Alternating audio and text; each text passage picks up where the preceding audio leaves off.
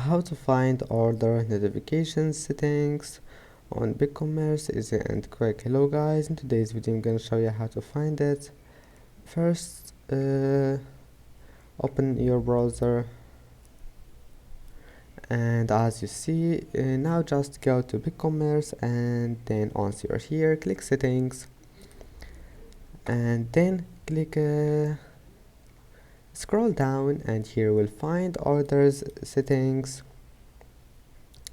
Then just click order notifications, and as you see here you can manage order notification settings. It's easy, just manage anything you want here, and that's it. Just manage it and then click save.